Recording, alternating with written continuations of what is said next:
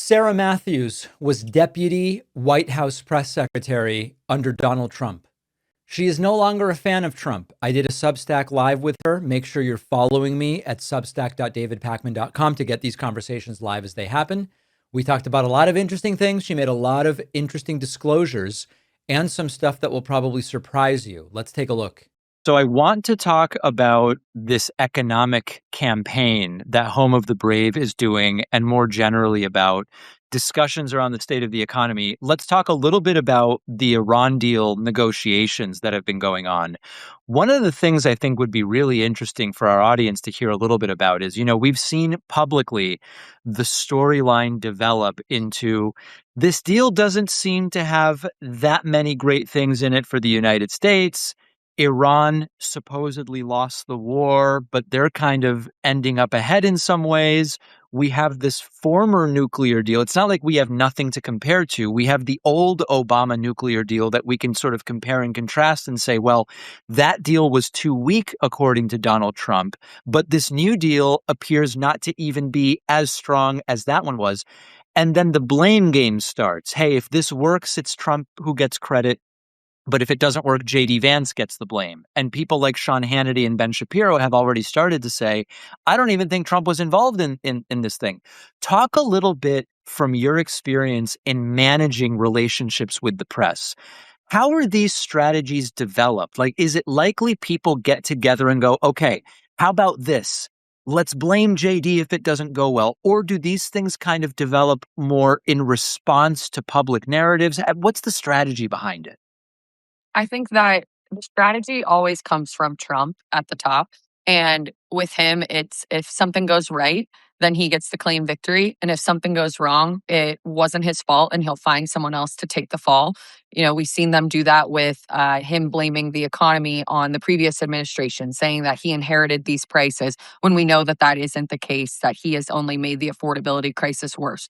So he's always going to find someone to pin the blame on when something goes wrong. And we're seeing that play out, like you said, with the Iran deal, where it's getting negative press coverage and people are criticizing it. And not just folks like myself, but Republicans, people in his own party are criticizing it. We saw Nikki Haley come out and say that if the details of the Iran deal that were being reported were accurate, that this would be a win for Iran. And so they know that right now that this is not being covered well for them. And so we're already seeing folks in MAGA world like Ben Shapiro and others and Sean Hannity come out and say, oh, well, actually, this really isn't the president's fault. It was J.D. Vance who was the lead negotiator. When honestly, that's just a bunch of BS. This is what always happens with the vice president. They get the short end of the stick. And we saw it happen under the Biden administration with their mishandling of the border crisis. And they tried to pin the blame on Kamala Harris and say, well, she was the border czar.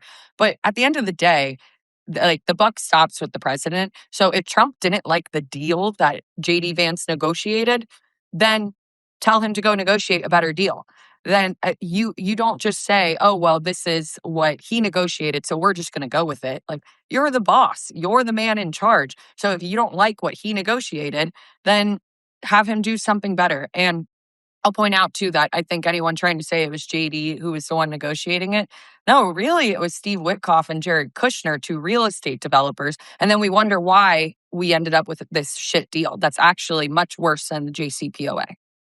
The buck stops with the president thing, it's sometimes almost cliche, but when you really think about the specifics, if Trump authorized whoever to negotiate, whether it was J.D. Vance or it was Witkoff and Kushner, if Trump is delegating to people negotiation, if he's promoting the MOU as a great thing, if he's claiming that the MOU is the culmination of this military, this war, these military decisions, and that it is a good thing, then he does have to stand behind it. He can't say both, give me the credit for the fact that this took place, but the details are someone else's to take the blame for. Are these situations difficult for people working as press secretary, deputy press secretary to manage because they sort of require throwing someone under the bus, or are these manageable situations behind the scenes in ways that may not be obvious to the audience? I think it gets difficult when no matter what it is, Trump will take a negative and try to spin it into a positive and claim victory. And for example, with this situation, this is a crisis of his own making. It's not like we were attacked and we had to go to war and then we're trying to end this war. He started it because I think he thought it was going to be an easier win, something like the operation in Venezuela. And I think he thought, oh, I'm going to do this again. And he was running on this high from Venezuela. And then obviously, the worst thing possible that everyone predicted would happen, the closing of the Strait of Hormuz, happened. All wargaming scenarios predicted that this would likely happen. And so I think thought that he was calling their bluff and it wouldn't happen, and it did. And so then now, the world economy is in a spiral because of it, and his poll numbers are tanking. And so he wants to try to claim victory on a crisis of his own making. And so we're actually worse off now than we were before the war because of his decision and incompetency to launch this attack. And that does make it difficult for the staffers of his administration, particularly press staffers, then who have to go to try to sell this to the American people and to the media and try to spin this into a positive. And it does probably get awkward between the president and the vice president's team. I remember when I was at the White House and we were dealing with COVID during the time I was there. I was there in the first administration, the last 7 or 8 months or so. So COVID was the biggest crisis that we were facing. And when COVID began, guess what the president did? He tapped the vice president to lead the COVID response. This is what always happens. They always give the vice president something that they don't want to deal with, that they know is a catastrophe. And there was a little bit of awkwardness between how the vice president's team was messaging things and how the president wanted things messaged. And so that did make it awkward between our two teams. And there would be times where the vice president's team, I remember they put out this op-ed in the Wall Street Journal that we were unaware of, that we found out about as the public did. And that is not how things should go in normal operations. You would usually clear something that big of scale with the president's press team ahead of time. And it was because they were trying to make their boss look in a good light.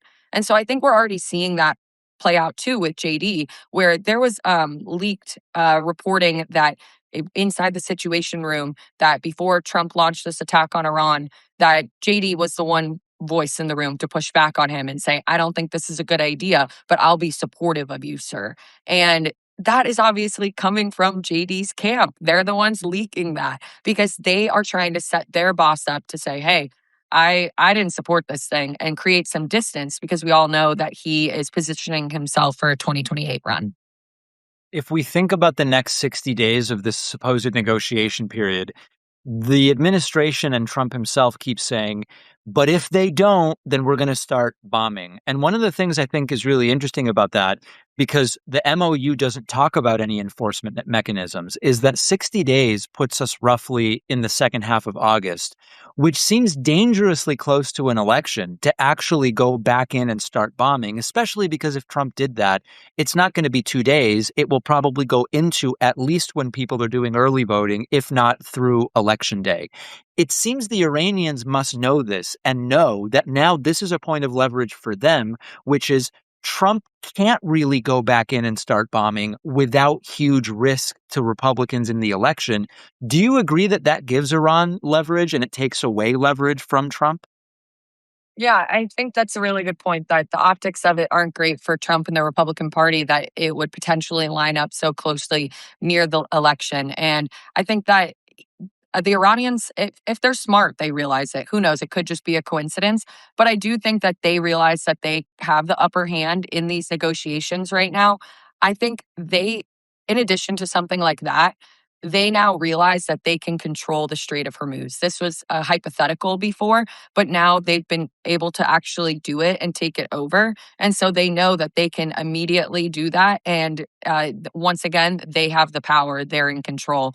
And yes, Trump can threaten to bomb them to smithereens and all these things. But at the end of the day, if you actually want to reach a conclusion that doesn't involve us getting into this kind of big scale war, it requires some diplomacy. And I just don't think that Trump is capable of that. We saw how when he threatens Iran on his True Social post, and he says that he's gonna like bomb the shit out of their civilization and kill all these people, and it's like, I don't think that they really want to negotiate in good faith with you. But I guess also taking the Iranians at their word is also a risk. And we saw that in reporting too, with leaked reports that came out when the deal was put together on Monday and all throughout the week, saying that even folks like Pete Hegseth and Marco Rubio and John Ratcliffe were all skeptical of this deal because you're taking the Iranians at their word. And I will point out too that this 60-day window that we're talking about, where we still have to iron out the details on enforcement mechanisms and the nuclear provisions and all these things, it took the Obama administration, I believe, like 2 years to negotiate the JCPOA. And you're telling me that Trump isn't going to negotiate a better deal in the next 60 days? I mean, come on. There's just no way. And like, I wishful thinking, like, I would love for it to be a better deal than the JCPOA. That would be a win for America. And it would maybe make it worth it that we launched this attack. But as of now, it seems like this is a complete failure and that we're going to end up with something worse than the JCPOA at worst, and at best, the exact same. It seems extraordinarily likely. Now, the economic effects of this war have been significant. And one of the interesting things is that there's been a sort of different approach to how much the administration is blamed for the state of the economy now versus what they were saying when Joe Biden was president. And we'll look at a couple of examples, but Home of the Brave launched this campaign, Sticker Shock Summer, which is focused on connecting the dots between here's Trump administration policy and here's the effect on the economy. Now, I've been honest in the past, Sarah, where sometimes gas prices may be up or down, and it has nothing to do with anything that the president did. There are limited things presidents can actually do to affect gas prices. They can do a gas tax holiday, they can release oil from the Strategic Petroleum Reserve, or they can start a war with a country that either mediates or has supply of oil. Trump did number 3. And so there's a direct connection here to what's going on with gas prices. Do you think that Americans are connecting the dots on here's why things cost what they cost, and a bunch of these decisions like tariffs and the war are optional? Or do you think that Republicans and the administration are doing a good or good enough job of acting as though their policy doesn't relate to what people are seeing when they check out and buy stuff?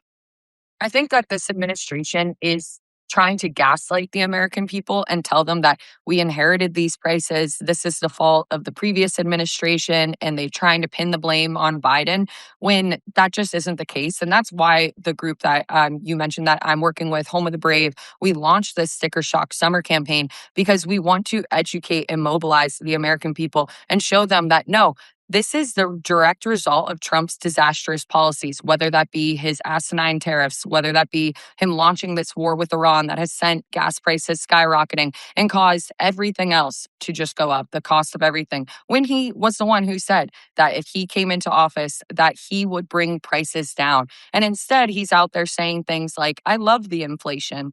And that's why we launched 16 billboards in billboards in 16 states across the country, and digital ad campaigns as well, highlighting those comments from him and just pointing out to people, here's what the prices were before Trump's disastrous policies, and here's what they are now as a result. So we're trying to do our part in educating the American people on this and showing them that he is the one to blame for the higher costs that you're seeing. And I think, too, that you bring up a good point about how gas prices can go up for sometimes things that are out of the president's control. We saw that happen with the Biden administration, actually. And he had to deal with Russia starting a war with Ukraine. And that's why we saw gas prices rise under his watch. And I think a lot of people just pin the blame on him without realizing that actually that this was why we were seeing that. And same goes for inflation. Biden was dealing with the Russia's war with Ukraine, and he was dealing with COVID still. And that was why inflation was so high under him. Why we're seeing inflation be so high under Trump is all because of his own doing. It's because of him imposing these tariffs. It's because of him launching this war of choice with Iran. So he is actually the one who is to blame for inflation being at the level it is. We just saw it hit its highest level in 3 years. And he's the one to blame for the skyrocketing gas prices that we're seeing. And I will point out too, even if this peace deal goes through, we end the war, the strait is open, all these things. It's not like the economy is just going to snap back. That's not how this works. Because of a level of this disruption, it's going to take a while before we see costs come down, before we see gas prices come down. And so that's something else to keep in mind, that they're going to say, oh, well, it's going to all come down. But it's not just like they can snap their fingers and make that happen. It's going to take a little bit before we can even reach equilibrium. And again, the tariffs are still imposed as well, even though he found a workaround despite the Supreme Court knocking them down. And so it's not like the economy is just going to be fantastic now, even if he finds a way to negotiate an end to this war that he started. Last thing I want to talk about, as we think about the timing of the midterm elections and we look at prices, the war, et cetera, one of the things that we often hear from voters is, even if I don't like what Trump is doing, I actually think my member of the House is doing a fine job, or my senator is doing a fine job. One of the things that I've been suggesting that people consider, and they might consider and decide, no, I still want to vote for my member of the House. These disaffected Republican Trump voters who are still planning to go and reelect their Republican representatives, they may not be as off-putting to you as Trump is in terms of what you see day to day. But for the most part, they are publicly not saying anything about their potential disagreements with what Trump is doing. And they're still voting effectively as rubber stamps to what Donald Trump wants. So whatever side of it you end up on, fine. But I've been encouraging voters really to think about, I don't like what Trump is doing, but I have no problem with Susan Collins if she's your senator, or whoever, Chip Roy is. They are mostly rubber stamping what Trump is doing. And I think it's valuable. And I'd be interested in hearing from you as someone who it's certainly to my right, although we've talked about how you identify politically now, these elected officials have effectively endorsed the things Trump has done by not opposing them, have they not?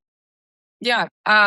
We only seem to find Republicans find their voice when they're either retiring or they lose their primaries.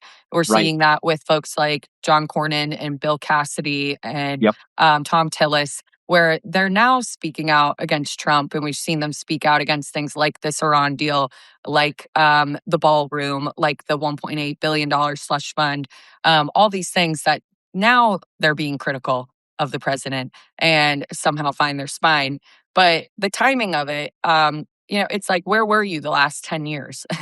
um, and so, yeah, a lot of these politicians are so scared of Trump and getting primaried, and they're so desperate to hold on to power that they're not willing to push back on him in these instances. And yeah, like you said, they're effectively rubber stamping everything, because if you're not pushing back on it or condemning it, then you're endorsing it. And so I think that I maybe there will be folks who will find a little bit more of their voice because they see Trump as this lame duck president.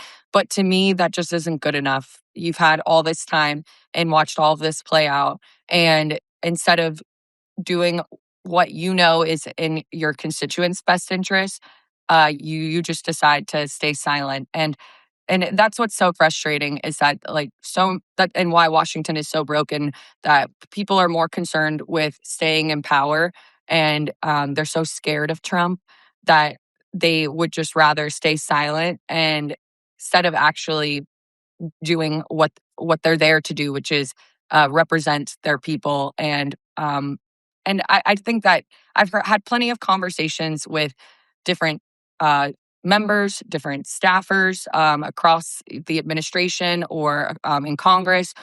And privately, a lot of people say to me, Sarah, I agree with everything you're saying, or I keep up the good work. And I'm like, great. Oh, I wish more of you would join me, because they know that like Trump is crazy. They know that the tariffs were a bad idea, or launching this war was a bad idea, or whatever it is, but they won't say it publicly. And So hopefully, in the midterms, we elect more people who are not so scared and are actual fighters and who are willing to speak up and speak out and be representatives, good representatives for their constituents. And so that hopefully that's the case in November. But I predict that there will probably be a big blue wave, because I do think that a lot of people, even people who voted for Trump, feel buyer's remorse right now at all the broken campaign promises. It seems to be reflected in the polling, that's for sure. Sarah Matthews, former Deputy White House Press Secretary, always good to talk to you. Yes. Thanks for having me. Talk to you soon.